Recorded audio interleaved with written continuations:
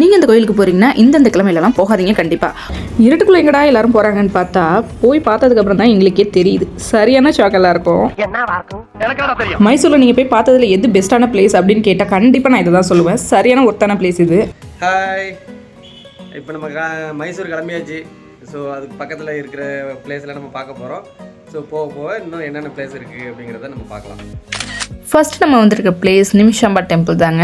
இந்த கோயில் பார்த்தீங்கன்னா ஸ்ரீரங்கப்பட்டினாலேருந்து 2 கிலோமீட்டர் டிஸ்டன்ஸில் உள்ள கஞ்சம்ங்கிற பிளேஸில் தான் இருக்குது. அந்த கோயிலுக்கு பக்கத்துலேயே காவிரி ஆறு ஓடுதுங்க. ரொம்ப அழகாக இருந்தது அந்த பிளேஸ்.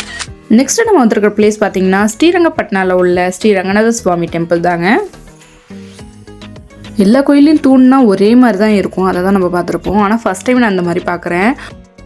ஒவ்வொரு தூணும் ஒவ்வொரு மாடலில் இருந்துச்சு. நெக்ஸ்ட் நம்ம பார்க்க போகிற பிளேஸ் சாமுண்டீஸ்வரி அம்மன் டெம்பிள். இந்த கோவில் பார்த்தீங்கன்னா மலை மேலே தான் இருக்குது. போகிற வழி ரொம்பவும் சூப்பராக இருந்துச்சுங்க. ரொம்ப அழகாக இருந்துச்சு வியூலாம் பார்க்குறதுக்கு. நீங்கள் இந்த கோயிலுக்கு போகிறீங்கன்னா இந்த கிழமையிலலாம் போகாதீங்க கண்டிப்பாக.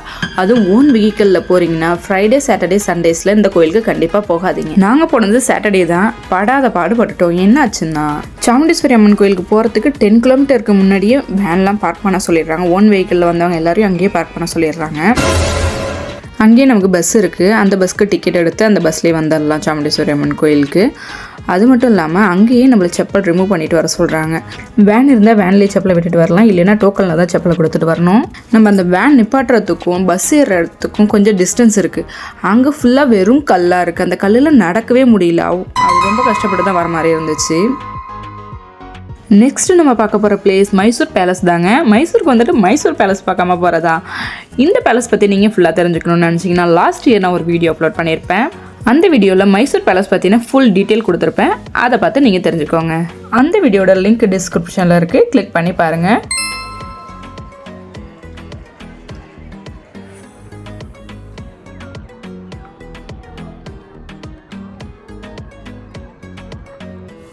லாஸ்ட்டாக நம்ம பார்க்க போகிறது மைசூர் டேம் தான். நாங்கள் மைசூர் டேம் போனதே இல்லை, இதுதான் ஃபஸ்ட் டைம். ஏதோ லைட் ஷோ, வாட்டர் டான்ஸ் அப்படின்லாம் சொன்னாங்க. பட் எங்களுக்கு அதை பற்றி ஒன்றுமே தெரியாது, ஒரு ஐடியாவும் கிடையாது. எல்லோரும் கூட்டமாக கும்பலாக ஏதோ டேமை தாண்டி நடந்து போயிட்டு இருந்தாங்க. சரி ஓகே நம்மளும் போகுன்ட்டு அவங்க பின்னாடியே போனோம். இருட்டுக்குள்ளே எங்கடா எல்லாரும் போகிறாங்கன்னு பார்த்தா போய் பார்த்ததுக்கப்புறம் தான் எங்களுக்கே தெரியுது. சரியான ஷாக்கெல்லாம் இருக்கும். மைசூரில் நீங்கள் போய் பார்த்ததுல எது பெஸ்ட்டான பிளேஸ் அப்படின்னு கேட்டால் கண்டிப்பாக நான் இதை தான் சொல்லுவேன். சரியான ஒர்த்தான பிளேஸ் இது. மைசூர் டேமில் என்ன நடந்ததுங்கிறத நெக்ஸ்ட் வீடியோவில் பார்க்கலாம்.